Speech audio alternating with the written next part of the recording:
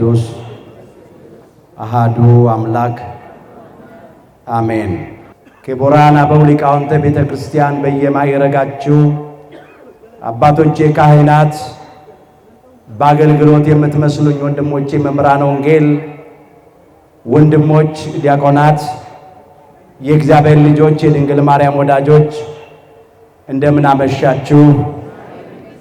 በቸርነቱ ሳይገባን የኃጢአታችንን ብዛትና የሰውነታችንን ክፋት ተመልክቶ ሳያጠፋን ዕድሜ ለንስሐ ሰጥቶ ዳግም በቅድስናው ስፍራ ሰብስቦ ስሙን እንድንጠራ ቃሉን እንድንሰማ የፈቀደልን የአባቶቻችን የቅዱሳን አምላክ የሰራዊት ጌታ እግዚአብሔር ስለማይነገረው ስጦታው ክብርና ምስጋና ይግባው።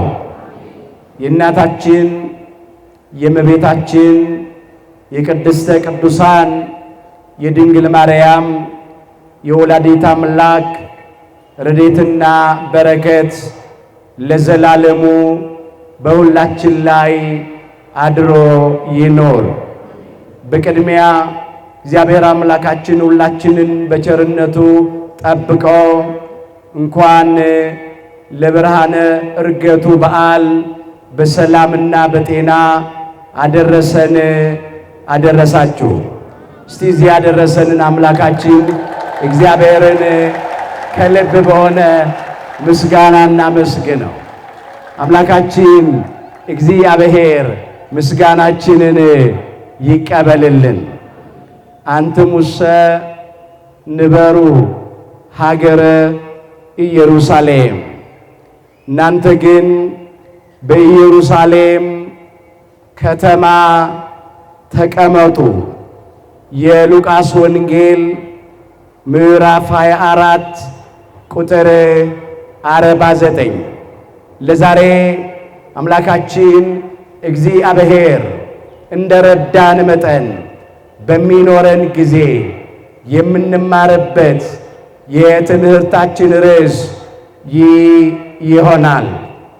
ዛሬ በዚህ ርዕስ ለመማር የመረጥንበት ምክንያታችን ሁላችን እንደምናውቀው በቤተ ክርስቲያናችን ሥርዓት መሠረት የዚህ የዘመነ ትንሣኤው ሰባተኛው ሰንበትና ሳምንት መታሰቢያነቱ ለዕርገቱ ነው። ሁልጊዜ በዘመነ ትንሣኤ ሰባተኛው ሰንበት በዕለቱ እንዲነበብ የታዘዘው የቅዱስ ወንጌል ክፍል የሉቃስ ወንጌል ምዕራፍ 24 ከቁጥር 45 እስከ ፍጻሜ ምዕራፍ ነው። ከዚህ የተነሳ ነው ይህንን ያነሳ ነው። አንትሙሰ ንበሩ ሀገረ ኢየሩሳሌም፣ እናንተስ ግን በኢየሩሳሌም ከተማ ተቀመጡ። የሉቃስ ወንጌል ምዕራፍ 24 ቁጥር 49 ላይ የተመዘገበ ኃይለ ቃል ነው፣ ርዕሳችን ነው። በዚህ ርዕስ ውስጥ በመጀመሪያ አምላካችን ጌታችን መድኃኒታችን ኢየሱስ ክርስቶስ ለደቀ መዛሙርቱ በኢየሩሳሌም ከተማ ተቀመጡ ያላቸው ለምን እንደሆነ እንመለከታለን። ሁለተኛ ደቀ መዛሙርቱ በኢየሩሳሌም ከተማ እንዴት ባለ ሁኔታ እንደተቀመጡ እንመለከታለን። ሶስተኛ በኢየሩሳሌም ከተማ ተቀምጠው የተቀበሉትን ነገር እናነሳና ዛሬ እኛ ከዚህ ታሪክ ልንማር የሚገባው ነገር ምን እንደሆነ ተመልክተን እንጠቀልለዋለን። አምላካችን እግዚአብሔር በነገር ሁሉ ማስተዋልን ይስጠን።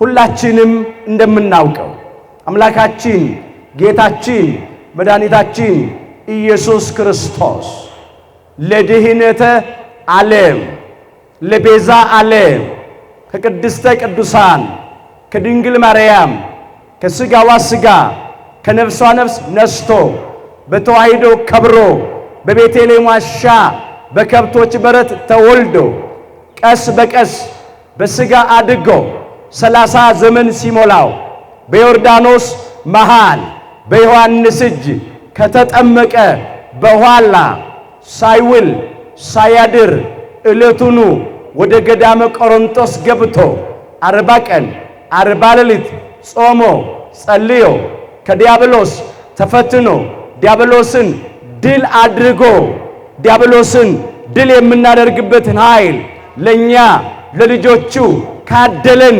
በኋላ ሕሙማነ ሥጋን በእጁ ታምራት ሕሙማነ ነፍስን በቃሉ ትምህርት እየፈወሰ ከተመላለሰ በኋላ በጸሎተ ሐሙስ ምሽት በፈቃዱ ታልፎ ተሰጠ። በዕለተ ዓርብ በቀራንዮ ኮረብታ በዕፀ መስቀል ላይ ተሰቀለ። ለባህሪው ሞት የማይስማማው አምላክ በሥጋ ሞቶ ተቀበረ። 3 ቀንና 3 ሌሊት በጎልጎታ መቃብር ካደረ በኋላ ሞትን ድል አድርጎ መግነዝ ፍቱልኝ፣ መቃብር ክፈቱልኝ ሳይል በኃይሉና በሥልጣኑ ተነሳ። ክፎች ክርስቶስን በግፍ ሰቅለው ገደሉ። ደግሞ እንዳይነሳ መቃብሩን በመሳሪያና በሰራዊት ኃይል አስጠበቁ። የኛ አምላክ ግን ሕይወት ስለሆነ ሞት አላሸነፈውም። ትንሣኤም ስለሆነ መቃብር ይዞ አላስቀረውም። እንዲህ እያለ በመዋዕለ ስብከቱ ያስተምር ነበርና ትንሣኤና ሕይወት እኔ ነኝ ነው ያለው። በዮሐንስ ወንጌል ምዕራፍ 11 ቁጥር 25 ላይ ከቃል ይልቅ ተግባር ይሰብካል። ሕይወት መሆኑን ሞትን አሸንፎ በተግባር አሳየ። ትንሣኤ መሆኑን መቃብርን ድል አድርጎ አሳየ። ቅዱሳን መላእክት እንዲህ ብለው ትንሣኤውን ለቅዱሳት አንስት አበሰሩ። ሕያውን አምላክ ከሙታን መካከል ስለምን ትፈልጉታላችሁ? እንደተናገረው ተነስቷል እንጂ በዚህ የለም። መቃብሩ ባዶ ነው። ድንጋዩ ተንከባሏል። የአመፃ መዝገብ ተገልብጧል። የሞት መውጊያ ተሰብሯል። ጠላት ዲያብሎስንና ሰራዊቱን ከመንገዳችን ላይ በመስቀሉ ጠርቆ አስወግዶልናል። ክፎች ክርስቶስን ሰቅለው የገደሉ አፍረዋል።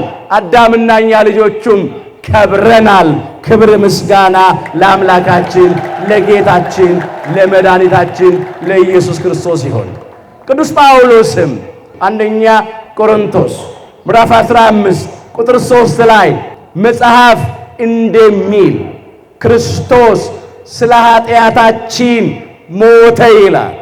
ኃጢአት ለባህሪው ማይስማማው እንከን የማይወጣለት ነውር ነቀፋ የማይገኝበት ንጹሐ ባህሪ ጻድቀ ባህሪ አምላካችን ኢየሱስ ክርስቶስ ስለ ኃጢአተኞቹ ስለኛ ተገብቶ በሥጋ ሞተ እንዳሉ ሊቃውንቱ የማይሞተው ሞተ በሥጋ ሞትን ይሽረው ዘንድ ሞተ በሥጋ ሙታን ያድን ዘንድ ሞተ በሥጋ ነው ያለ። ክርስቶስ ስለ ኃጢአታችን በሥጋ ሞተ ተቀበረም። መጽሐፍም እንደሚል በሦስተኛው ቀን ተነስቷል ነው ያለው። ሁል ጊዜ በሃይማኖት ጸሎት የምናደርሰው ቃል ነው።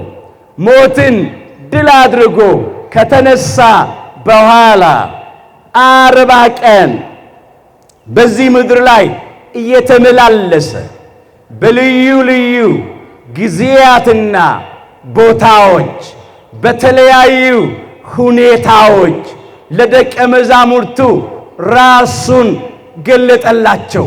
ትንሣኤውን አረጋገጠላቸው።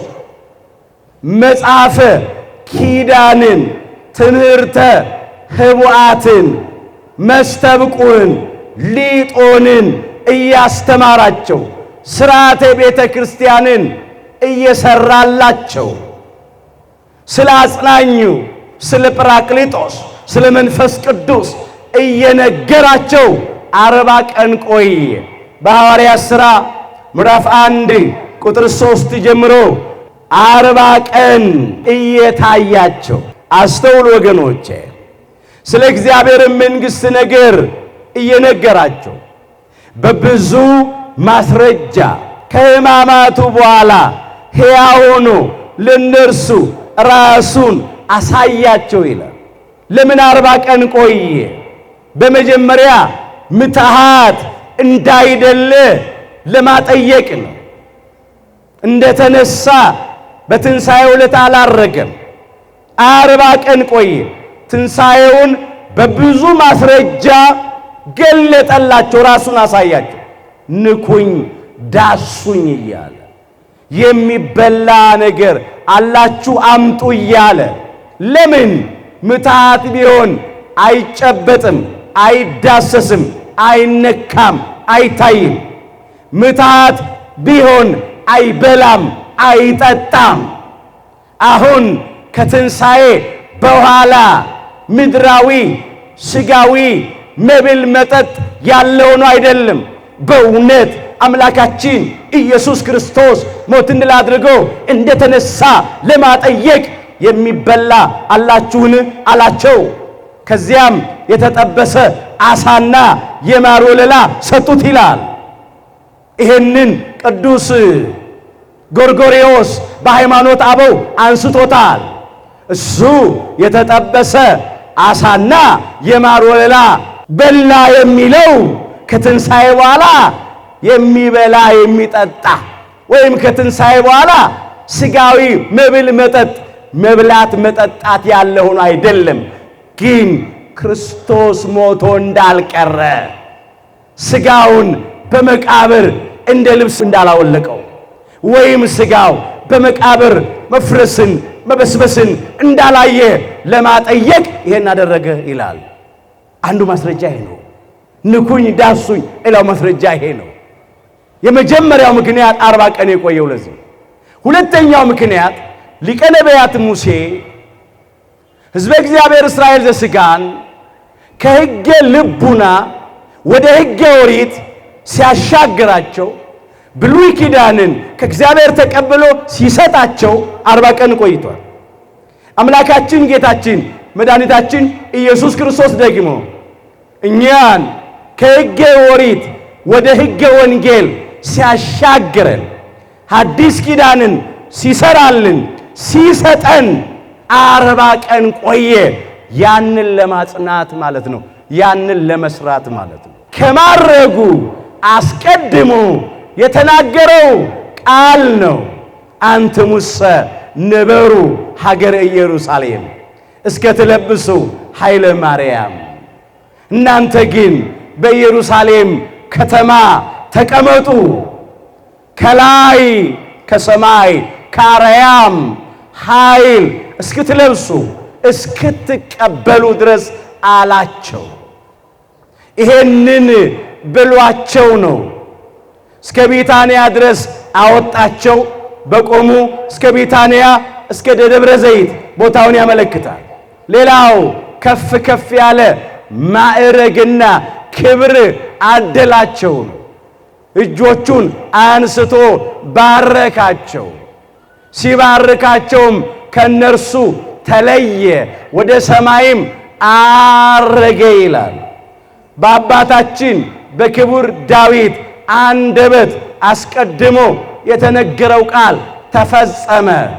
አርገ እግዚአብሔር በይባቤ ወእግዚእነ በቃለ ቀርን፣ ዘምሩ ለአምላክነ ዘምሩ፣ ዘምሩ ለንጉሥነ ዘምሩ ብሎ ነበረ ክቡር ዳዊት መዝሙር 46 ቁጥር 5 ላይ የተመዘገበው ማለት ነው። እግዚአብሔር በእልልታ አረገ፣ ጌታችን በመለከት ድምፅ ዘምሩ ለአምላካችን ዘምሩ፣ ዘምሩ ለንጉሳችን ዘምሩ ነው ያለው። እስቲ ለእግዚአብሔር ክብር ምስጋና እናቀርቡላችሁ።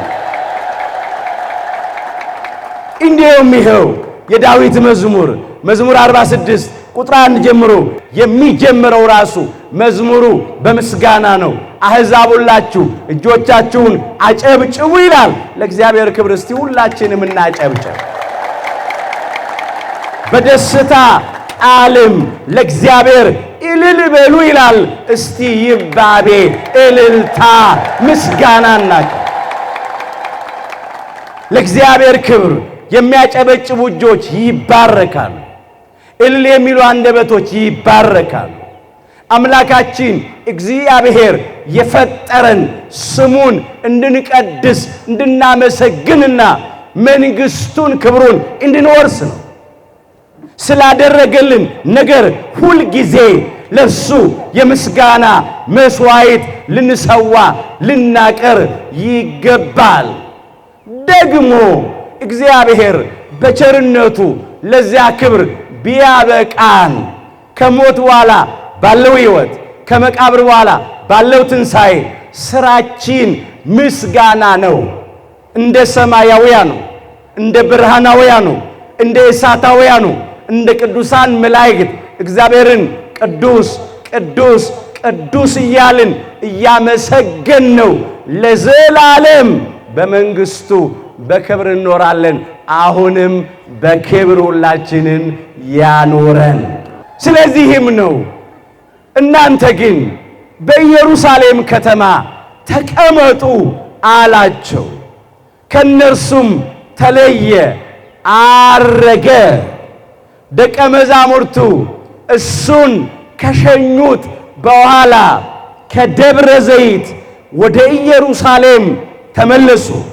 መጀመሪያ በኢየሩሳሌም ከተማ ተቀመጡ ማለት በቁሙ በኢየሩሳሌም ከተማ መቀመጥ ነው። ጥቂት ነገር እናንሳ። በምስራቅ በኩል በሉ ወደ ሰማየ ሰማያት ለወጣ ለእግዚአብሔር ዘምሩ። እስቲ ምስጋና እናቅርብለት። ዘምሩ። መዝሙር 67 ቁጥር 33 ጀምሮ በምስራቅ በኩል አለ። ደብረ ዘይት ከኢየሩሳሌም በስተ ምስራቅ አቅጣጫ የሚገኝ ተራራ ነው። ለዚህ ነው በምስራቅ በኩል ብሎ ያነሳው። ወደ ሰማየ ሰማያት ነው ያለው። ሰባቱን ሰማያት ነው አልፎ የወጣው። ወደ ሰማየ ሰማያት ለወጣ ለእግዚአብሔር ዘምሩ። እግዚአብሔር ወልድ ኢየሱስ ክርስቶስ ነው። ከባህሪ አባቱ ከእግዚአብሔር አብ ከባህሪ ሕይወቱ ከእግዚአብሔር መንፈስ ቅዱስ ጋር የተካከለ አንድ አምላክ ነውና ኢየሱስ ክርስቶስ በምስራቅ በኩል ወደ ሰማይ ሰማያት ለወጣ ለእግዚአብሔር ዘምሩ ብሎ እግዚአብሔር ብሎ አነሳው። እንዲሁም እግዚአብሔር በእልልታ አረገ ብሎ እግዚአብሔር ብሎ አመጣው። መዝሙር 46 ቁጥር 5 ላይ የተመዘገበው ማለት ነው። አስተውሉ። ዛሬ አንዳንዶች ኢየሱስ ክርስቶስን ስሙን ይጠሩታል፣ እናምነዋለን ይላሉ፣ እናውቀዋለን ይላሉ። ነገር ግን እግዚአብሔር ወልድነቱን አያውቁም። የባህሪ አምላክነቱን፣ የባህሪ ፈጣሪነቱን፣ የባህሪ መድኃኒትነቱን፣ የባህሪ ጌትነቱን አያምኑም። ቅዱሳን ነቢያት የተናገሩት፣ ቅዱሳን ሐዋርያት የሰበኩት፣ ጻድቃን ሰማዕታት የመሰከሩት ኢየሱስ ክርስቶስ እግዚአብሔር ወልድ እንደሆነ ነው። እሱ የኃያላን ኃያል ነው፣ የጌቶች ጌታ ነው፣ የአማልክት አምላክ ነው፣ የነገሥታትም ንጉሥ ነው። በኃይሉና በስልጣኑ በክብር ወደ ሰማየ ሰማያት ወጥቷል፣ አርጓል። ክብር ምስጋና ይግባው። ይሄ ነው ደቀ መዛሙርቱ ክርስቶስን በደብረ ዘይት ከሸኙት በኋላ እሱ እንዳዘዛቸው ወደ ኢየሩሳሌም ተመለሱ። የሐዋርያት ሥራ ምዕራፍ 1 ቁጥር 12 ጀምሮ በዚያን ጊዜ ይላል ክርስቶስ ካረገ በኋላ ነው። ደብረ ዘይት ከሚባለው ተራራ ወደ ኢየሩሳሌም ተመለሱ። ምን ብሏቸዋል ክርስቶስ? እናንተ ግን በኢየሩሳሌም ከተማ ተቀመጡ። አንትሙሰ ንበሩ ሀገረ ኢየሩሳሌም ርዕሳችን ነው። ስለዚህ ተመለሱ። ከኢየሩሳሌም እንዳይወጡ አዟቸዋልና። እዚሁ የሐዋርያት ሥራ ምዕራፍ 1 ቁጥር 4 ላይ ከእነርሱም ጋር ሳለ ከኢየሩሳሌም እንዳይወጡ አዘዛቸው። ስለዚህ እሱን ሸኝተውት ደስ እያላቸው ወደ ኢየሩሳሌም ተመለሱ። እያዘኑ አይደለም የሚለው ቃሉ፣ ቅር እያላቸው አይደለም። ለምን? የአምላካችን የጌታችን የመድኃኒታችን የኢየሱስ ክርስቶስን ሁሉን ቻይነት ተረድተዋል። ሞት ያላሸነፉ ሕይወት እንደሆነ፣ መቃብር ይዞ ያላስቀረው ትንሣኤ እንደሆነ፣ ድል አድራጊ አሸናፊ እንደሆነ አይተዋል። በትንሣኤውም ደስ ብሏቸዋል።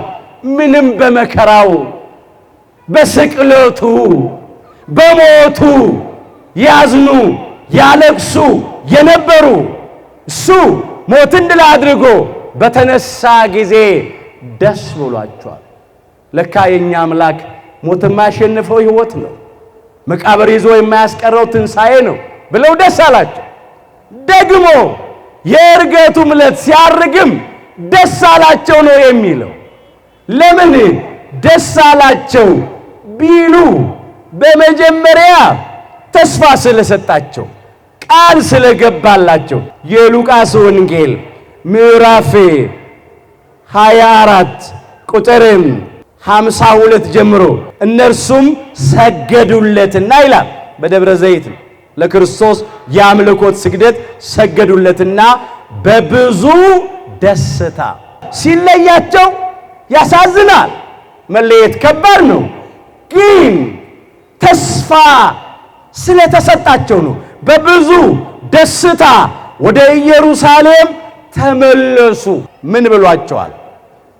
በኢየሩሳሌም ከተማ ተቀመጡ ያላቸው በመጀመሪያ አባቴ የሰጠውን ተስፋ እኔ እልክላችኋለሁ ነው ያለው።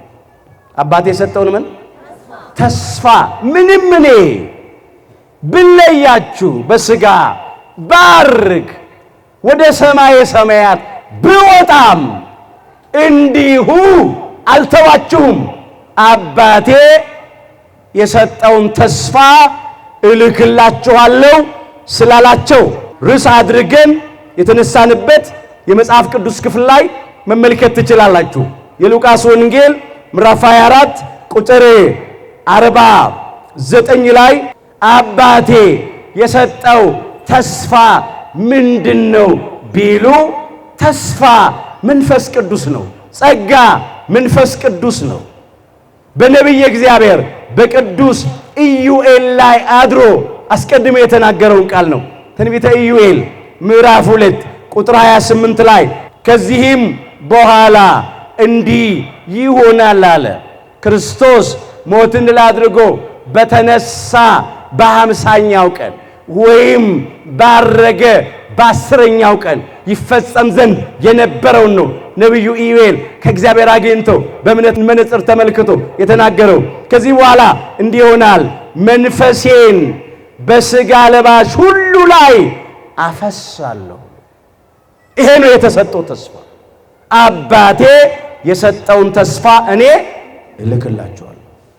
ይሄንን ተስፋ ሰጥቷቸዋል። ይሄም በበዓለ ሃምሳ ተፈጽሞላቸዋል። ያው የሚቀጥለው 8ኛው የትንሣኤ ሰንበት የሚነገረው እሱ ነው በስፋት። ይሄን ተስፋ ስለሰጣቸው ነው።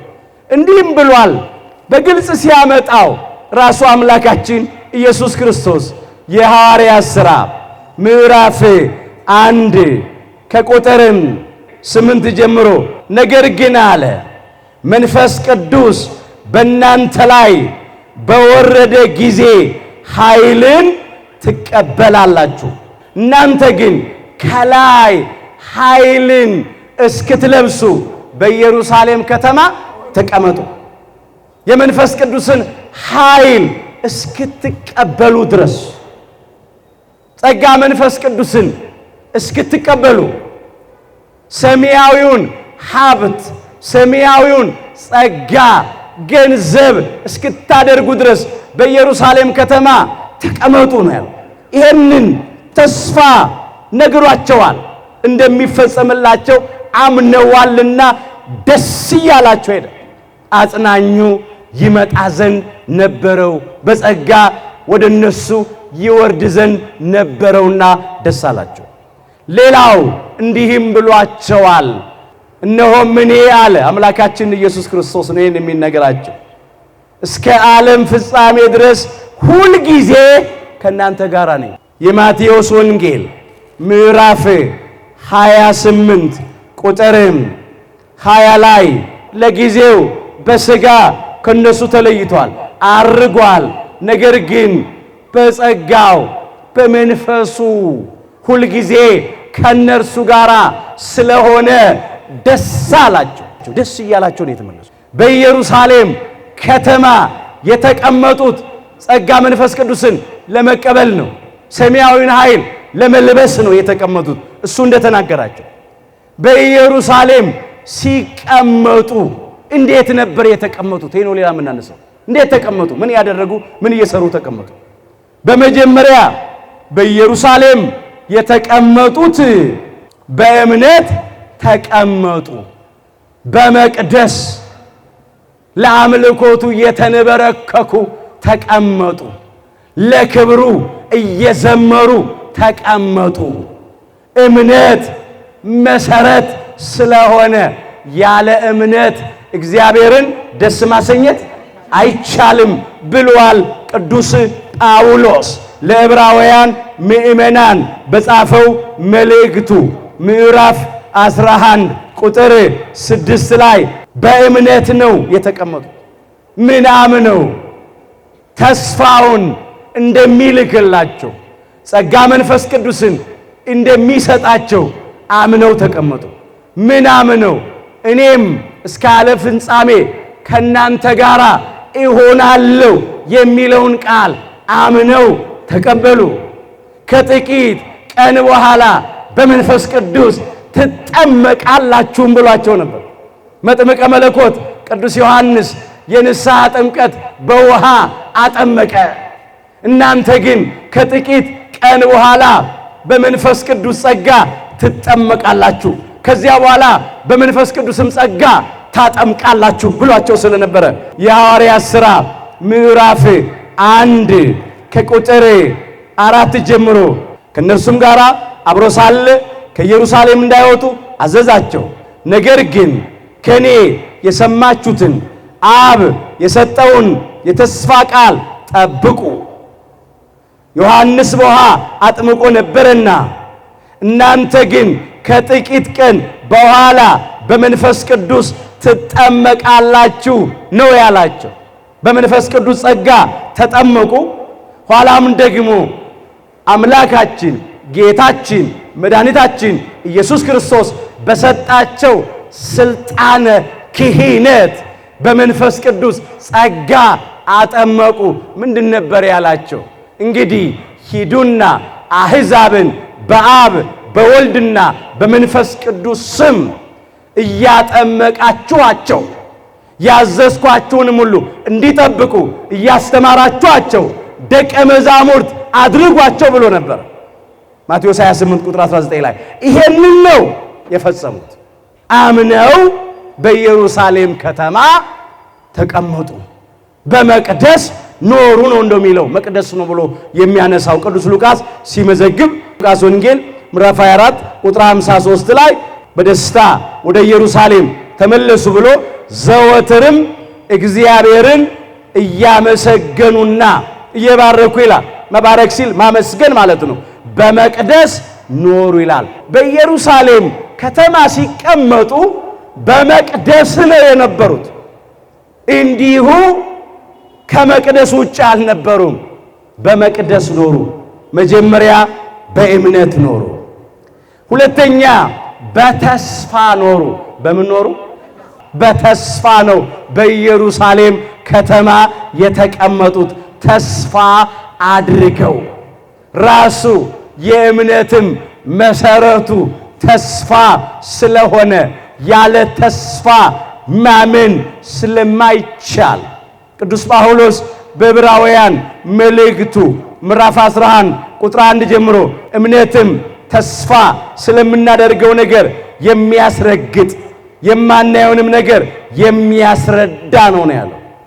የእምነት መሰረቱ ራሱ ተስፋ ነው።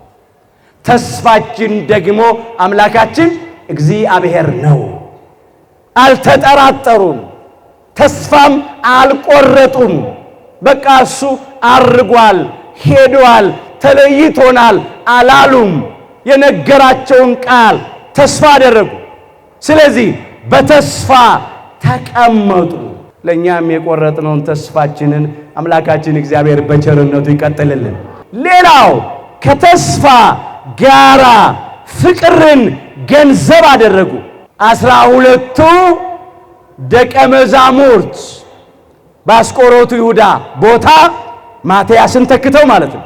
36ቱ ቅዱሳት አንስት፣ 72ቱ አርድእት፣ 120ው ቤተሰብ በፍቅር በኢየሩሳሌም ከተማ ተቀመጡ። የተቀመጡት በፍቅር ነው። እንደዚህ ተብሎ ተጽፏል። የሐዋርያት ሥራ ምዕራፍ 2 ቁጥር 1 ጀምሮ ፍቅርን ይዘው ነው። በዓለ ሃምሳ የተባለው ቀን በደረሰ ጊዜ ሁሉም በአንድ ልብ ሆነው አብረው ሳሉ እንደ አንድ ልብ መካሪ፣ እንደ አንድ ቃል ተናጋሪ ሆነው ነው። በአንድ ልብ ሆነው ሳሉ ነው። እናንተ ግን በኢየሩሳሌም ከተማ ተቀመጡ ተብለዋል። በምን? በፍቅር ኖሩ። ፍቅርን ይዘው ማሰሪያው መጠቅለያው እሱ ስለሆነ እምነት በሉ፣ ተስፋ፣ ፍቅር፣ እነዚህ ሦስቱ ጸንተው ይኖራሉ። ፍቅር ግን ይበልጣል ከሁሉ። አንደኛ ቆሮንቶስ ምዕራፍ 13 ቁጥር 13 ላይ ተመዝግቧል። እምነትን ይዘዋል፣ ተስፋን ይዘዋል፣ ፍቅርን ይዘዋል። ይሄንን ይዘው በኢየሩሳሌም ከተማ ተቀመጡ። ሌላው ምን እያደረጉ? በጸሎት ነው የሚለው። የተቀመጡት እዚያ የተገኙት ቅድስተ ቅዱሳን ንጽሕተ ንጹሐን ብፅዕተ ብፁዓን ድንግል ማርያም ወላዲት አምላኬን አማናዊት ታቦቷን መሃላቸው አድርገው ይጸልዩ ነበረ። ክብርና ምስጋና ውዳሴ ለቅድስተ ቅዱሳን ለድንግል ማርያም ለወላዲት አምላክ ይሁን። እንዲህ ተብሎ ተጽፏል። የሐዋርያት ሥራ ምዕራፍ 1 ቁጥር 14 ላይ እነዚህ ሁሉ አለ። እነዚህ ሁሉ የሚለው 12ቱ ደቀ መዛሙርት 36 ቅዱሳት አንስትና 72ቱን አርድእት ነው። ከላይ ስለዘረዘራቸው እነዚህ ሁሉ ከሴቶችና ከኢየሱስ ክርስቶስ እናት ከወላዲት አምላክ ከድንግል ማርያም ጋራ በአንድ ልብ ሆነው በጸሎት ይተጉ ነበር። በምን ይተጉ ነበር? እንዲሁ ዝም ብለው አይደለም የተቀመጡት ኢየሩሳሌም። በፌዝ አይደለም፣ በቧልት አይደለም፣ በቀልድ በዋዛ በስንፍና አይደለም፣ በጸሎት ነው። እምነትን፣ ተስፋን፣ ፍቅርን ይዘው በጸሎት ያን ጊዜ ነው የተሰጣቸው ተስፋ የተፈጸመው፣ የገባላቸውን ቃል የፈጸመላቸው። ምን ተቀበሉ? ጸጋ መንፈስ ቅዱስን ተቀበሉ። ይፈሩ የነበሩት ድፍረት የሚሰጥ፣ ይጨነቁ የነበሩትን የሚያረጋጋ፣ የሚያዝኑ የነበሩትን የሚያስደስት፣ ምስጢር የሚገልጥ፣ ኃይል የሚሰጥ፣ የሚያነጻ፣ የሚያጥብ፣ የሚቀድስ መንፈስ ቅዱስ በጸጋ ወረደላቸው። ተስፋው ተፈጸመላቸው። ክብር ምስጋና ለአምላካችን ለእግዚአብሔር ይሁን። አሁን እኛ ከዚህ ታሪክ ምን እንማራለን? ታሪኩን ብቻ ተርከን እንዳንተው በዚህ ታሪክ መስታወትነት የራሳችን ሕይወት እንመልከት። ያን ጊዜ በኢየሩሳሌም ከተማ ተቀመጡ ያላቸው በመንፈስ ቅዱስ ባልጠነከረ ሰውነታቸው ቅዱስ ወንጌልን ያለ ፍርሃት በድፍረት መስበክ ማስተማር አይችሉም ነበር። ስለዚህ ኃይል እንዲሆናቸው፣ ድፍረት እንዲሰጣቸው፣ ፍርሃትን እንዲያርቅላቸው ነው ተቀመጡ ያላቸው። ተቀበሉ። ከዚያ ያንን ድፍረት አገኙ።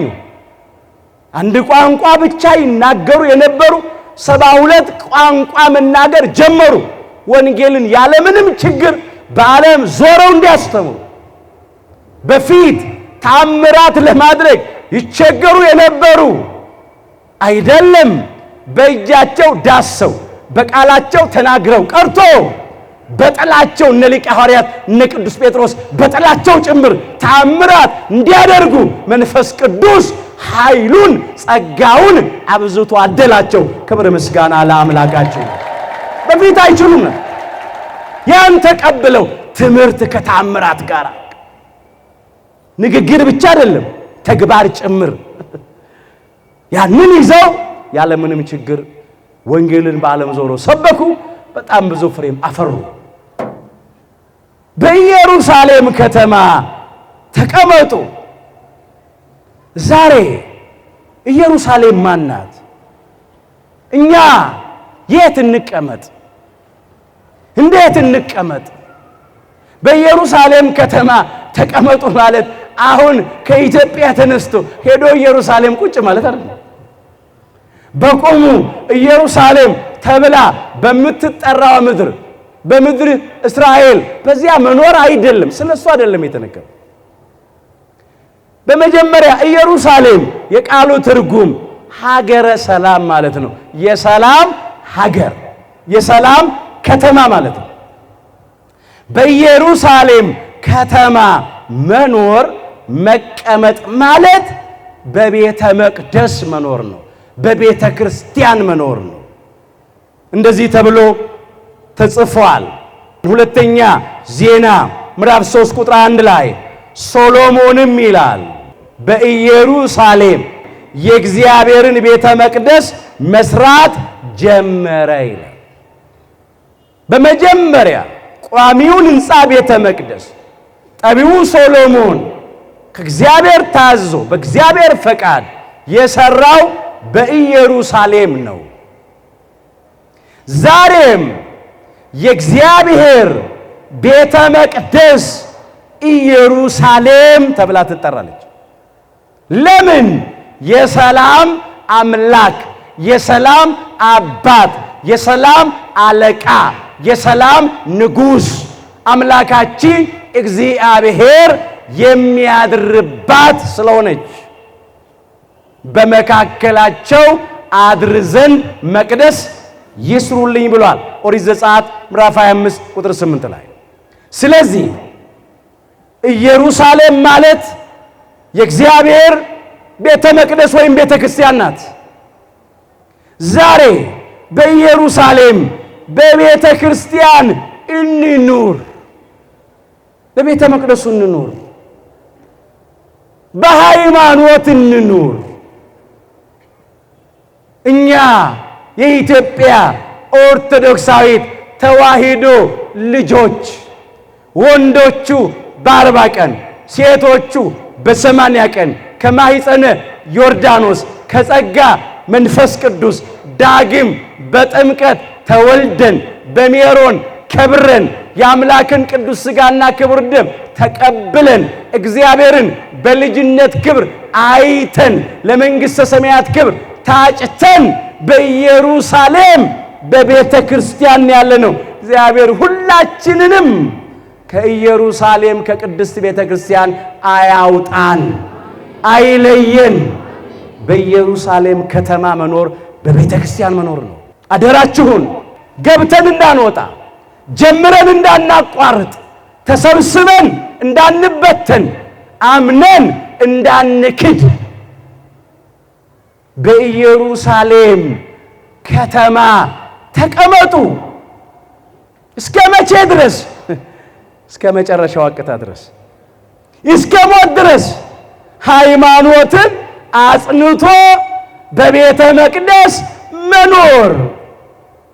ከቅዱስ ዳዊት ጋር እንዲህ እንበላ፣ እግዚአብሔርን አንዲት ነገር ለመንኩት እርሷንም እሻለሁ፣ በሕይወቴ ዘመን ሙሉ በእግዚአብሔር ቤት እንወር ዘንድ አለ። ቤት እንወር ዘንድ በእግዚአብሔር ቤት መቼ? በሕይወቴ ዘመን ሙሉ አለ። መዝሙር 26 ቁጥር 4 ጀምሮ የእኛም ልመና ይሁን የቃል ኪዳኑ ታቦት ባለበት፣ መላእክት በሚወጡበት በሚወርዱበት፣ ለአምልኮቱ እየተንበረከክን ለክብሩ እየዘመርን መኖር፣ ስብሐተ እግዚአብሔሩ በሚደርስበት፣ ቃለ እግዚአብሔሩ በሚነገርበት፣ በጸጋዋ ግምጃ ቤት በቅድስት ቤተ ክርስቲያን መኖር። በኢየሩሳሌም ከተማ መቀመጥ ማለት ይሄ ነው። ደስ እያላቸው ተቀመጡ፣ በመቅደሱ እየዘመሩ ተቀመጡ። እስቲ ለክብሩ ምስጋና እናቀርብለት። ደስ ይላል። በኢየሩሳሌም መቀመጥ። በምን መቀመጥ? በእምነት መቀመጥ። ከኢየሩሳሌም እንዳይወጡ ነው ያዘዛቸው። እኛንም ዛሬ ከኢየሩሳሌም እንዳንወጣ አዞናል። ከእግዚአብሔር ቤት እንዳንለይ አዞናል አምላካችን። እግዚአብሔር ከቤቱ ያውጣል። ሌላው በተስፋ መቀመጥ። ብዙ ተስፋ የሚያስቆርጡ ነገሮች እና ይሆናል እንሰማ ይሆናል። በተለይ በዚህ ዘመንማ በግል ሕይወታችን ሊሆን ይችላል፣ በማህበራዊ ሕይወታችን ሊሆን ይችላል። በጣም ብዙ ተስፋ አስቆራጭ ነገሮች አሉ። ግን አይዟችሁ፣ መጽሐፍ እንደዚህ ይላል፣ ሰው ይላል ዝም ብሎ ምን ብሎ? ዝም ብሎ የእግዚአብሔርን ማዳን ተስፋ ቢያደርግ መልካም ነው ይላል። ሰቆቃወ ኤርምያስ ምዕራፍ 3 ላይ የተመዘገበ ኃይለ ቃል ነው። በተለይም እስራኤላውያን ከኃጢአታቸው ብዛት የተነሳ ወገኖቻቸውን በከለዳውያን ሰይፍ አጡ። ከሰይፍ የተረፉት በረሃብ እንደ ቅጠል ረገፉ። ከረሃብ የተረፉት በበሽታ ተቀሰፉ። ዘር ፈጽሞ እንዳይጠፋ ጥቂቶች ተማርከው ባቢሎን ወረዱ፣ ስደተኞች ሆኑ። ያን ጊዜ እስራኤላውያን ተስፋ ወደ መቁረጥ ደረሱ። 70 የመከራ ዘመን አሳልፈዋልና እኛም ዛሬ እየሆነ ካለው ነገር የተነሳ ተስፋ እንቆርጣለን። ሰይፍ ነው፣ ዛሬም እየበላ ነው ወገኖቻችን። ረሃብ ነው፣ ኑሮ የከበደንን ረሃብተኞች ነን። በሽታ ነው፣ ብዙ ወገኖቻችን በበሽታ አልቀዋል፣ አሁንም ታማሚዎች ናቸው። ስደት ነው፣ በገዛ ሀገራችን ስደተኞች ነን። ያውም በገዛ ወገኖቻችን እጅ እኮ ነው። ኢትዮጵያዊ ነው ኢትዮጵያውን የሚያሳድደው። እትብታቸው ከተቀበረበት፣ ተወልደው ካደጉበት፣ ተምረው ለውጤት ከበቁበት፣ ሰርተው ካገኙበት፣ አርሰው ካመረቱበት፣ ነግደው ካተረፉበት፣ ትዳር መስርተው ወልደው ከብደው ሀብት ንብረት አፍርተው ከሚኖሩበት ርስታቸው ቀያቸው ከሀገራቸው አንተ መጤ አንቺ መጤ እየተባሉ በግፍ ሲፈናቀሉ ሲሰደዱ አላየንም? በእሳት ሲቃጠሉ፣ ቁልቁል ሲሰቀሉ፣ እንደ በግ እንደ ዶሮ ሲታረዱ፣ እንደ ጎመን ሲቀረደዱ፣ ነፍሰ ጡር ማህፀኗን ቀደው ጽንሱን አውጥተው ሲጥሉ አላየንም? ስንቱን ልገራችሁ። እኛም ዛሬ ስደት ላይ ነው ያለነው በገዛ ሀገራችን። ሰው እኮ ከሌላ ሀገር ቢሰደድ ወገን ያልሆኑ ሰዎች ቢያሳድዱት አይ ሀገሬ ይሻላል ወገኖቼ ይሻላሉ ብሎ ወደ ሀገሩ ይመለሳል፣ ወገኖቹን ይፈልጋል። ግን ሰው በገዛ ሀገሩ በገዛ ወገኖቹ እጅ የሚሰደድ ከሆነ የት ይደርሳል? ምን መድረሻ አለው? እግዚአብሔር በቃችሁ ይበለን። ይህንን ክፉ ዘመን ያሳጥርልን። ያን ጊዜ ተሰደው ባቢሎን ወርደው የሚሰቃዩት እስራኤላውያን ተስፋ ቆረጡ። ነቢዩ ቅዱስ ኤርምያስ እንዲህ ብሎ አጽናናቸው። ሰቆቃወ ኤርምያስ ምዕራፍ 3 ቁጥር 26 ላይ ሰው አለ ዝም ብሎ የእግዚአብሔርን ማዳን ተስፋ ቢያደርግ መልካም ነው አለ። ዝም ብሎ ሃይማኖቱን አጽንቶ ሳይጠራጠር በሁለት ልብ ሳያነክስ ሳይክድ ከእግዚአብሔር ሳይለይ ሰው ዝም ብሎ እግዚአብሔርን ተስፋ እያደረገ ሰው ዝም ብሎ በትዕግስት የእግዚአብሔርን የማዳን ጊዜ እየጠበቀ መታገስ ነው ወገኖች።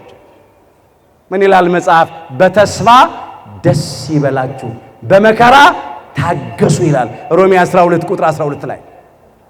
በመከራችን እንድንታገስና በተስፋ ደስ እንዲለን አምላካችን እግዚአብሔር ይርዳን። መከራ አለ፣ መከራውን ግን እንታገሰው።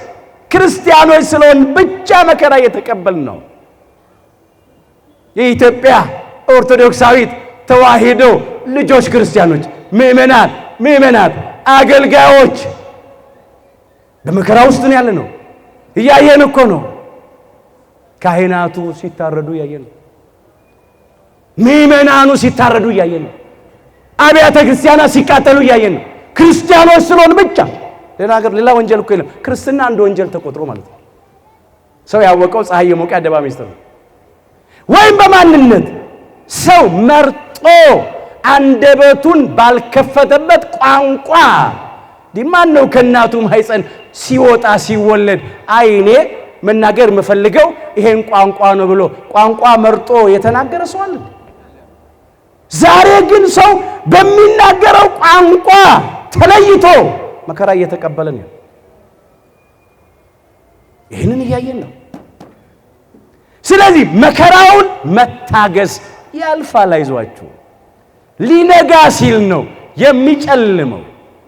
ለአምላካችን ለእግዚአብሔር በወጀብም በአውሎ ነፋስም ውስጥ መንገድ አለው። የአናብስቱን አፍ ይዘጋል፣ ባህሩን ይከፍላል፣ እንደ ሳር ይከምረዋል፣ እንደ ግድግዳ ያቆመዋል፣ ሕዝቡን በደረቅ ያሻግራል፣ የእሳቱን ኃይል ያጠፋዋል። ክብር ምስጋና ይግባው። መታገስ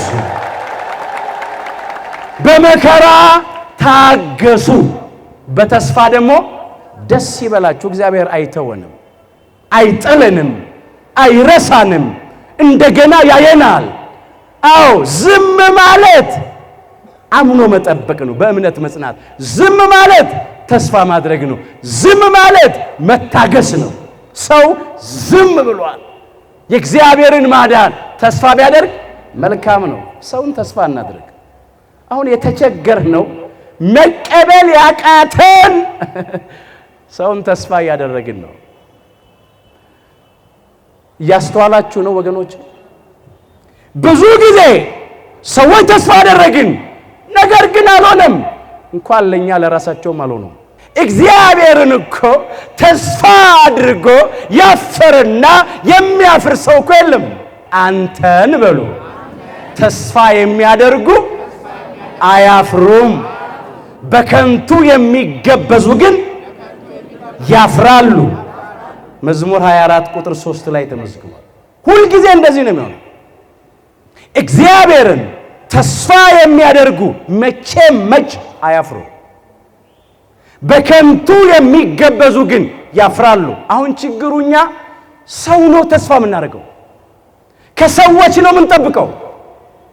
አንዳንድ ጊዜ አይናችንን ከእግዚአብሔር ላይ አንስተን ሰዎች ላይ እናደርጋለን። ኧረ አያድርስ ነው። አንዳንዶች የእግዚአብሔርን ክብር ለሰዎች እንሰጣለን። ያን ጊዜ ደግሞ እስቲ ተስፋ ካደረጋችሁት ሰው ሰላሙን እስቲ አገኙ ይላል እግዚአብሔር። እስቲ ደስታውን አገኙ፣ የምትፈልጉትን ረፍት እስቲ ስጋ ለባሾች ሰዎች ይሰጧችሁ እንደሆነ እስቲ ይላል። አይሆንም፣ ከዚህ አይገኝም። የሚገኘው ከእግዚአብሔር ነው። ስለዚህ እሱን ተስፋ ማድረግ የሚጠፋ ብርን፣ የሚፈነግል ወንበርን፣ የሚሻር እውቀትን፣ ቀድሞም ያልነበሩ ኋላም የሚያልፉ ስጋ ለባሽ ሰዎችን ተስፋ አናድርግ። ተስፋችን በእግዚአብሔር ላይ ይሁን። እስራኤል እግዚአብሔርን ተስፋ አደረጉ። ስለዚህም አምላካችን ከባቢሎን ወደ ኢየሩሳሌም መለሳቸው። ከባርነት ቤት ነፃ አወጣቸው። ከእስራታቸው ፈታቸው። ቀንበራቸውን ሰበረ። ወጥመዳቸውን በጣጠሰ። እንቆቅልሻቸውን ፈታ። የከበዳቸውን ሸክም አቀለለ። እያለቀሱ ተሰደዱ፣ እየሳቁ ተመለሱ። እያዘኑ ወጡ ከሀገራቸው፣ ደስ እያላቸው ተመለሱ። ክብረ ምስጋና ለአምላካችን ለእግዚአብሔር ይሁን። እንዲህ ብሏቸው ነበራ። እናት አለ ልጇን እንደምታጽናና እንዲሁ አጽናናችኋለሁ አለ። በኢየሩሳሌም ውስጥ ትጽናናላችሁ። ትንቢተ ኢሳይያስ ምዕራፍ 66 ቁጥር 13 ላይ ከእናት ይልቅ እናት ነው፣ ከአባትም ይልቅ አባት ነው አምላካችን እግዚአብሔር። እናት ያዘነ፣ የተራበ፣ የታመመ፣ የተጠማ፣ የተቸገረን ልጇን እንደምታጽናና ሁሉ አለ እኔም ደግሞ አጽናናችኋለሁ አለ። መጽናናት ከእግዚአብሔር ነው። መረጋጋት ከእግዚአብሔር ነው። መደሰት ከእግዚአብሔር ነው። ፍጹም ሰላም፣ የውስጥ ሰላም፣ የልብ ሰላም፣ አይምሮ የሚያልፍ ሰላም የሚገኘው ከእግዚአብሔር ነው። በኢየሩሳሌም ውስጥ ትጽናናላችሁ። ለጊዜው እስራኤላውያን ከባቢሎን ተመልሰው በኢየሩሳሌም ሀገራቸው ተጽናኑ። እኛም ዛሬ በኢየሩሳሌም በቤተ ክርስቲያን እንጽናናለን። እዚህ መጽናናት አለ፣ እዚህ ረፍት አለ፣ እዚህ ሰላም አለ።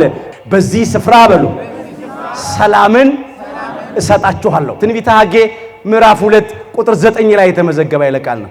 ይሄንን ቃል አምላካችን እግዚአብሔር የተናገረው በዘሩባቤል ዘመን 46 ዓመት ፈይቶ ቤተ መቅደሱ አልቆ ቤቱ በቅዳሴ በከበረ ዕለት ነው የተናገረው። በዚህ ስፍራ ያለው በቤተ መቅደስ ውስጥ ነው። ሰላምን እሰጣለሁ አለ። ለዚህ ነው ቤተ መቅደስ ወይም ቤተ ክርስቲያን ኢየሩሳሌም የምትባለው። ሰላም የሚገኘው በዚህ ነው። ሰላም ከብዙ መገናኛ ማሰራጫዎች አይገኝም። ሰላም በሰልፍ ብዛት አይገኝም። ሰላምን ሯጮች ሮጠው አያመጡ። ሰላምን ሰዎች ርግብ ስለለቀቁ ርግቧ ሰላም አታመጣ። ሰላም የሚለውን ቃል በደመቀ ባማረ ባሸበረቀ በጥሩ ጽሑፍ በጨርቅ ላይ ወይም በባነር ላይ ስለጻፉ ሰላም የለም። ሰላም ከሰላም አምላክ ከእግዚአብሔር ነው። ምንድን ያለው እሱ ራሱ? ሰላሜን እሰጣችኋለሁ ሰላሜንም እተውላችኋለሁ አይደል ያለው በዮሐንስ ወንጌል ምዕራፍ 14 ቁጥር 27 ላይ። ሰላም ከሱ ነው። በዚህ ስፍራ ሰላምን እሰጣለሁ። ተስፋ እናድርግ፣ አያሳፍረን። ይሄ ሁለተኛው ነው፣ በተስፋ መቆየት። ሌላው አምኖ መጸለይ፣ በተስፋ ሆኖ መጸለይ፣ በፍቅር ሆኖ መጸለይ። በጸሎት ይተጉ ነበር። አምናችሁ በሉ በጸሎት የምትለምኑትን ሁሉ ትቀበላላችሁ። እንዲህ ነው ያለው አምላካችን ጌታችን መድኃኒታችን ኢየሱስ ክርስቶስ። እውነት ነው። አምነን በጸሎት የምንለምነውን ሁሉ እንቀበላለን፣ ይሰጠናል። እግዚአብሔርን ለምኑ ያልተቀበለ ሰው የለም። በማቴዎስ ወንጌል ምዕራፍ 21 ላይ ከቁጥር 22 ጀምሮ አምናችሁም በጸሎት የምትለምኑትን ሁሉ ትቀበላላችኋል። የሚጠቅመን ይሁን ብቻ፣ የሚበጀን ይሁን ብቻ። አምነን ከለመን ነው በሁለት ልብ ካላነከስ፣ ካልተጠራጠርን፣ እንደ ገበቴ ላይ ውሃ ካልወላወልን አምላካችን ይሰጠናል። የሚገርመው ነገር የለመነውን ብቻ አይደለም የሚሰጠን፣ ከለመነው በላይ ይሰጠናል። የምናስበውን ብቻ አይደለም የሚሰጠን፣ ከምናስበው ሁሉ ይልቅ እጅግ አብልጦ ያደርግልናል። ክብር ምስጋና ይግባው አምላካችን እግዚአብሔር። አሁን አንዳንዶቻችን ለምንን መቀበል አይደል ያቃተን፣ ግን እሱ እንዲህ ብሎ ቃል ገብቶልናል። ኤፌሶን ምዕራፍ 3 ቁጥር 20 ላይ ከምንለምነው ይላል ወይም ከምናስበው ሁሉ ይልቅ እጅግ አብልጦ ሊያደርግ ለሚቻለው ለእርሱ ይላል ከዘላለም እስከ ዘላለም ክብርና ምስጋና ይግባው ይላል። እንዲህ አይነት አምላክ ነው። አምነን እንለምን፣ በእውነት ይሰጠናል። ብዙ ዘመን ጸልየናል፣ ለምነናል፣ ደጅ ጠንተናል። ምን ነው መቀበል አቃተን? እየተጠራጠርን ነዋ። ልባችን ተከፍሎ ነዋ። ፍቅር የለም። አንዳንዶቻችን ልቡና ቂም አርግዘን ለበቀል የተጣደፍን ምቹ ጊዜ እየፈለግን ነዋ። እንዲህ ሆነን ደግሞ መቀበል አንችልም፣ በፍጹም አንችልም። አምነን እንለምን፣ እሱ ይሰጠናል፣ ያደርግልናል። አምነው ጸለዩ። በኢየሩሳሌም ከተማ የቆዩት አምነው ነው። ሌላው ማሰሪያው መጠቅለያው በፍቅር ነው የቆዩት። አንድ ልብ ነበሩ ይላል። ስንት ልብ? አንድ ልብ ነበራቸው።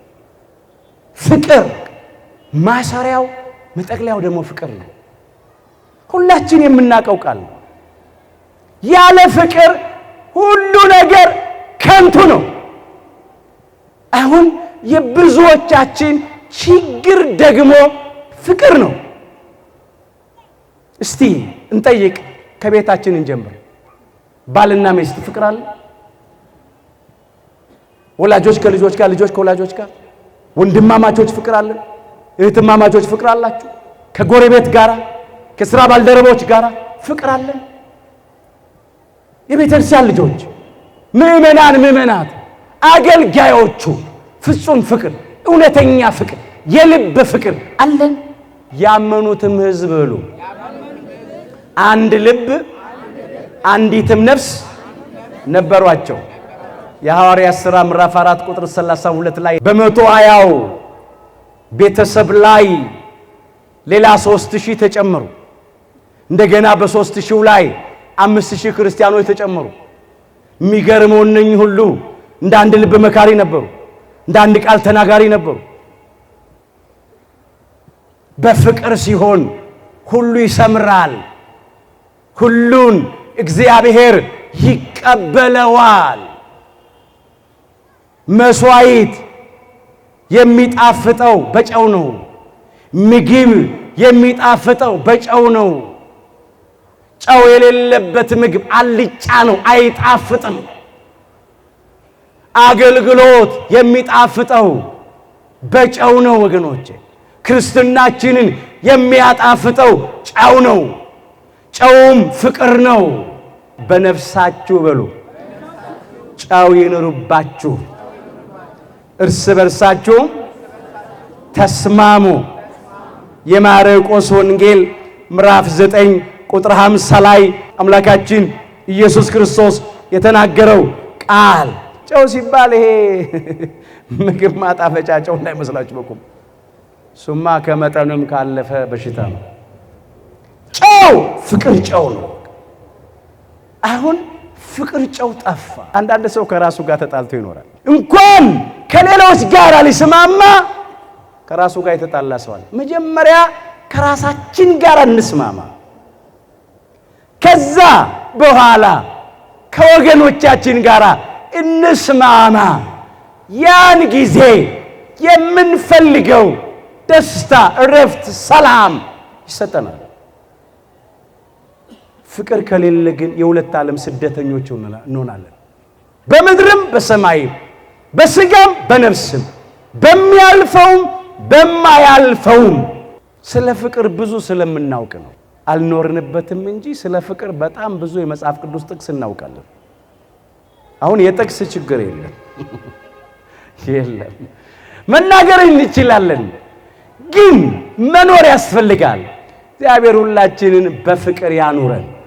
እስቲ አሁን እንወስን። እስቲ እንኳን እንደ ክርስቲያኖቹማ በአንድ መስቀል እኮ ሄዳን ነው። ከአንድ ማኅፀነ ዮርዳኖስ ከአንድ ጸጋ መንፈስ ቅዱስ ነው ዳግም በጥምቀት የተወለድን ነው። በአንዱ ሜሮን የከበርን ነው። ከአንዱ ህብስት ከቅዱስ ሥጋው ነው ከአባቶቻችን ከካህናት እጅ ቅዱስ ሥጋውን የተቋደስ ነው። ከአንዱ ጽዋ ከክቡር ደሙ ነው ከወንድሞቻችን ከዲያቆናት እጅ በርፈ መስቀል ክቡር ደሙን የቀመስ ነው። ብዙ ብልቶች ስንሆን በክርስቶስ አንድ አካል ነን። የአንዲት ቤተ ክርስቲያን ልጆች ነን።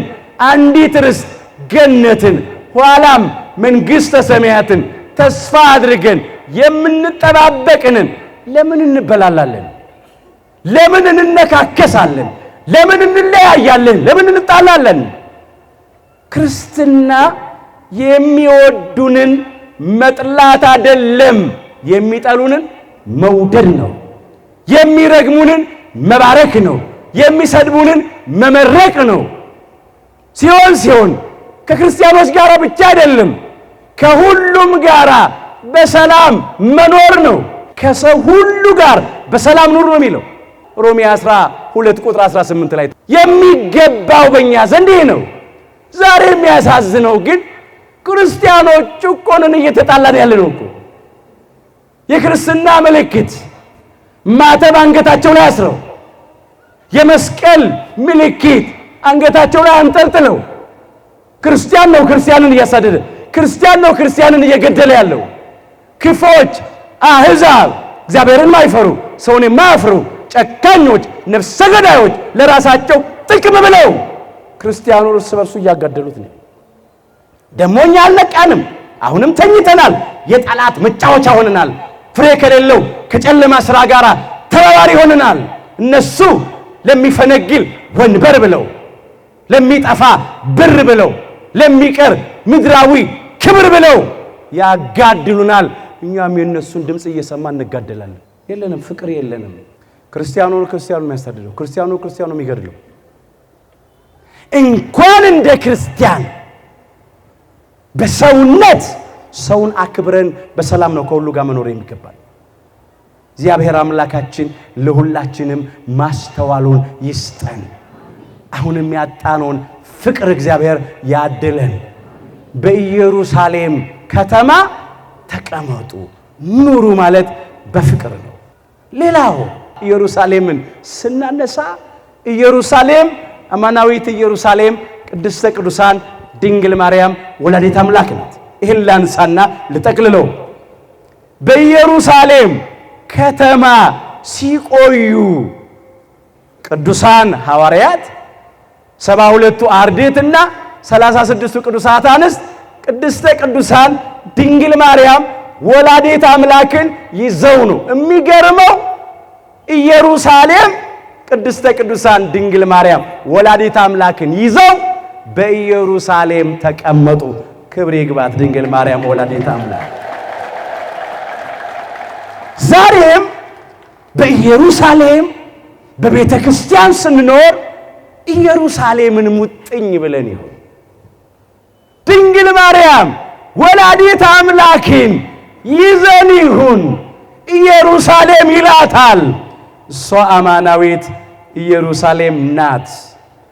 በትንቢተ ኢዩኤል ምዕራፍ 2 ቁጥር 32 ላይ በጽዮን ተራራና በኢየሩሳሌም ከተማ ይላል መድኃኒት ይገኛል ይላል። ለጊዜው በጽዮን ተራራ ሲል በቆሙ በጽዮን ተራራ ነው። በቆሙ ጽዮንን ያመለክታል።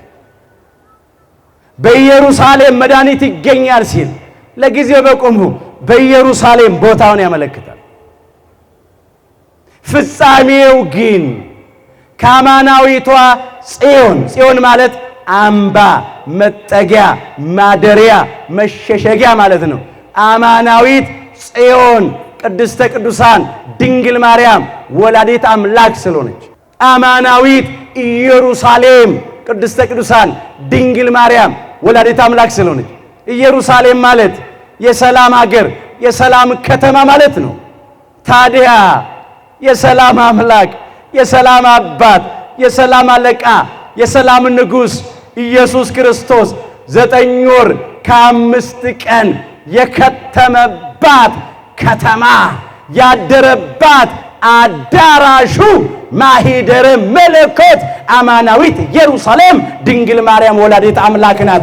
መድኃኒት ከሷ ነው።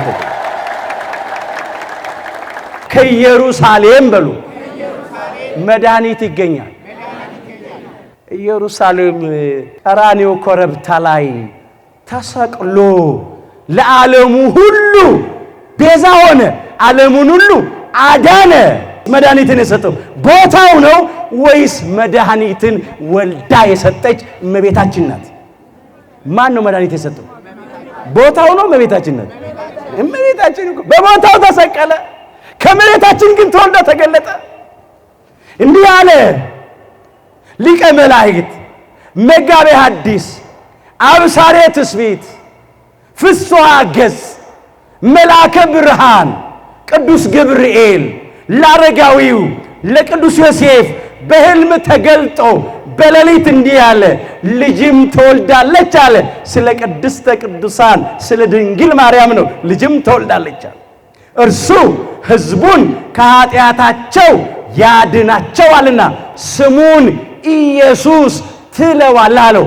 የማቴዎስ ወንጌል ምዕራፍ 1 ቁጥር 21 ላይ እርሱ ሕዝቡን ከኃጢአታቸው ያድናቸዋል ብሎ ትርጉሙን አመጣ። ስሙን ኢየሱስ ትለዋለህ ብሎ ንባቡን አመጣ። ኢየሱስ ማለት መቤዝው አዳኝ መድኃኒት ማለት ስለሆነ መድኃኒትን ወልዳ የሰጠችን ደግሞ ቅድስተ ቅዱሳን ድንግል ማርያም ወላዲተ አምላክ ናት። ኢየሱስ ያለችው እመቤታችን እኮ ናት። ቅዱስ ገብርኤል መጀመሪያ ከመጽነሷ በፊት እንዳበሰራት ጥቂት ነገር ላንሳ። የሉቃስ ወንጌል ምዕራፍ 1 ቁጥር 31 ላይ እነሆም ትጸንሻለሽ፣ ልጅም ትወልጃለሽ፣ ስሙንም ኢየሱስ ትይዋለሽ አለ። ኢየሱስ ማለት መድኃኒት ማለት ነው። ስለዚህ ከኢየሩሳሌም ምን ይገኛል? መድኃኒት ይገኛል። መድኃኒትን ወልዳ የሰጠችን አማናዊቷ ኢየሩሳሌማችን ቅድስተ ቅዱሳን ድንግል ማርያም ናት። በቃል ኪዳኗ ተጠብቀን እንኖራለን። ክብር ይግባት ድንግል ማርያም ወላዲተ አምላክ። በአምላክ ልቡና ታስባ ትኖር የነበረች ሁለተኛ ሰማይ የተባለች በነቢያት አንደበት በብዙ ምሳሌ የተመሰለች ትንቢት የተነገረላት ሱባኤ የተቆጠረላት ጸጋን ሁሉ የተሞላች አምላካችን ጌታችን መድኃኒታችን ኢየሱስ ክርስቶስን በድንግልና ጸንሳ በድንግልና ወልዳ የሰጠችን አዝላ የተሰደደች በማስተማር ወራት ያልተለየች በመስቀሉ ስር በሐዋርያውና በወንጌላዊው በቅዱስ ዮሐንስ ልንጎድጓድ በኩል ከአምላካችን የተሰጠችን የጸጋ ስጦታችን ሽልማታችን አክሊላችን ክብራችን ሞገሳችን ናት ቅድስተ ቅዱሳን ድንግል ማርያም ወላዲተ አምላክ። የእናት ልመና ፊት አያስመልስ ነው፣ አንገት አያስቀልስ ነው። ሲሆን በውድ ነው፣ ሳይሆን በግድ ነው። እሷን ይዘን የምናጣው ነገር የለም። አሁንም ከአባታችን ከአባ ሕርያቆስ ጋራ እንዲህ እያልን ከፍ ከፍ እናደርጋታለን። ኦ ማርያም በእንተዝ ናፍቅረኪ ወናቤኪ እስመ ወለድኪ ለነ መብልዐ ጽድቅ ዘበአማን ወስተ ሕይወት ዘበአማን እንላታለን። ማርያም ሆይ ስለዚህም እንወድሻለን፣ ከፍ ከፍም እናደርግሻለን። እውነተኛውን የጽድቅ መብልንና እውነተኛውን የሕይወት መጠጥ ወልደሽልናልና የሚበላ የሕይወት ምግብ ሰጠችን። የሚጠጣ የሕይወት መጠጥ ወልዳ ሰጠችን። ለበሽተኞቹ ለኛ መድኃኒት ቅዱስ ሥጋውን መድኃኒት ክቡር ደሙን ሰጠችን። ዳንን። ምክንያተ ድኂናት ክብር ይግባት። መድኃኒት ሰጠ። ከኢየሩሳሌም መድኃኒት ተገኘ። ስለዚህ በኢየሩሳሌም ከተማ ኑሩ፣ ተቀመጡ። ኢየሩሳሌም ቅድስተ ቅዱሳን ድንግል ማርያም ወላዲት አምላክ ባለችበት የመንፈስ ቅዱስ ጸጋ አለ፣ ሰላም አለ፣ እረፍት አለ፣ ደስታ አለ። መንፈስ ቅዱስ በጸጋ የወረደው ኢየሩሳሌም እመቤታችንን ይዘው በኢየሩሳሌም ስለነበሩ እሷ ባለችበት መንፈስ ቅዱስ አለ። አስተውሉ። ትዝ ይላችኋል ቅድስት ኤልሳቤጥን ሰላም ላንቺ ይሁን ስትላት በኤልሳቤጥ ምን አደረባት? መንፈስ ቅዱስ በጸጋ አደረባት። በኤልሳቤጥ ማህፀን በነበረው በ6 ወሩ ጽንስ በመጥምቀ መለኮት በቅዱስ ዮሐንስ መንፈስ ቅዱስ በጸጋ አደረ። እሷ ባለችበት መንፈስ ቅዱስ አለ። እሷን ጥሎ የመንፈስ ቅዱስን ጸጋ አገኛለሁ ማለት ውሸት ነው። አላወቁም ወገኖቻችን። ልቡና ይስጣቸው። የታደለ የሰላምታዋን ድምፅ ሲሰማ መንፈስ ቅዱስ ያድርበትና ደስ ብሎት ይዘላል። ይህን ላንሳና ልጠቅልለው። የሉቃስ ወንጌል ምዕራፍ 1 ከቁጥር 39 ጀምሮ ቅድስተ ቅዱሳን ድንግል ማርያም የመልአኩ የቅዱስ ገብርኤልን የብስራት ድምፅ ሰምታ አካላዊ ቃል እግዚአብሔር ወልድን ከጸነሰችው በኋላ በጸነሰችው ጊዜ ተነስታ ወደ ተራራማው ሀገር ወደነ ካህኑ ወደ ዘካርያስና ወደነ ቅድስት ኤልሳቤጥ ቤት ሄደች። በመጀመሪያ ካህኑ ዘካርያስ ታሟልና ልትጠይቀው፣ ሁለተኛ ቅድስት ኤልሳቤጥ ጸንሳለችና እንኳን ደስ አለሽ፣ እንኳን እግዚአብሔር ታሪክሽን ቀየረ፣ ነገርሽን ገለበጠ፣ ነቀፌታሽን አስወገደ፣ ስድብሽን አራቀልሽ ልትላት፣ እንኳን ደስ አለሽ ልትላት። ሌላው በቅድስት ኤልሳቤጥ አንደበትም በመጥምቀ መለኮት በቅዱስ ዮሐንስም የምትመሰገናትና በቅዱስ ገብርኤል አንደበት ብቻ ተመስገና መትቀር ስላልሆነች ወጣች። ሄዳም ኤልሳቤጥን ሰላም ላንቺ ይሁን አለቻት። ኤልሳቤጥም የቅድስተ ቅዱሳን የድንግል ማርያምን የሰላምታዋን ድምፅ በሰማች ጊዜ በማኅፀኗ ያለው ጽንስ በደስታ ዘለለ። እንዲህም ብላ አንደበቷን ከፍታ አመሰገነቻት። መንፈስ ቅዱስ ነው የቅድስት ኤልሳቤጥን አንደበት የከፈተላት። አንቺ ከሴቶች ተለይተሽ የተባረክሽ ነሽ አለቻት። መርገመ ሥጋ መርገመ ነፍስ የሌለብሽ በረከተ ሥጋ በረከተ ነፍስን እያማለሽ የምታሰጪ ነሽ አለቻት። ክብር ይግባት ድንግል ማርያም ወላዲተ አምላክ።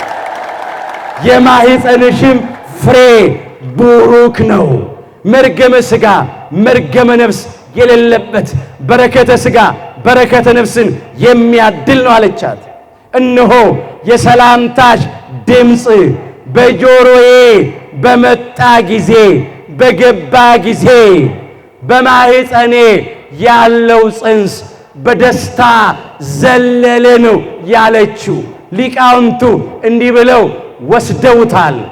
የ6 ወሩ ጽንስ መጥምቀ መለኮት ቅዱስ ዮሐንስ ለዕለት ጽንስ ለአምላካችን ለጌታችን ለመድኃኒታችን ለኢየሱስ ክርስቶስ የአምልኮት ስግደት ሰገደ። ለቅድስተ ቅዱሳን ለድንግል ማርያም የጸጋ ስግደት ሰገደላት። ድምጿን ሲሰማ ደስ አለው፣ መንፈስ ቅዱስ አድሮበታልና። ስሟ ሲጠራ ደስ ይለናል፣ እንወዳታለን፣ እናከብራታለን፣ እናመሰግናታለን። እንደ አባታችን እንደ አባ ሕርያቆስ በቅዳሴ ማርያም፣ እንደ ቅዱስ ኤፍሬም በውዳሴ ማርያም፣ እንደ አባታችን እንደ አባ ጊዮርጊስ ዘጋስጫ በሳይታት፣ እንደ አባ ጽጌ ድንግል በማህሌት፣ እንደ ቅዱስ ያሬድ በዝማሬ በምንችለው ቋንቋ ሁሉ እናመሰግናታለን። እሷም ከዛሬ ጀምሮ ትውልድ ሁሉ ብፅዕት ይሉኛል፣ ትውልድ ሁሉ ያመሰግኑኛል ብላለችና እናመሰግናታለን። ሁላችንን ከኢየሩሳሌም አይለየን። ከአማናዊቷ ኢየሩሳሌም ከቅድስተ ቅዱሳን ከድንግል ማርያም አይለየን። ፍቅሯን በልቡናችን የምስጋናዋን ጣዕም በአንደበታችን ያሳድርብን። በኢየሩሳሌም ከተማ ተቀመጡ። የሉቃስ ወንጌል ምዕራፍ 24 ቁጥር 49። የሁላችንን መጨረሻችንን አምላካችን በቸርነቱ ያሳምርልን።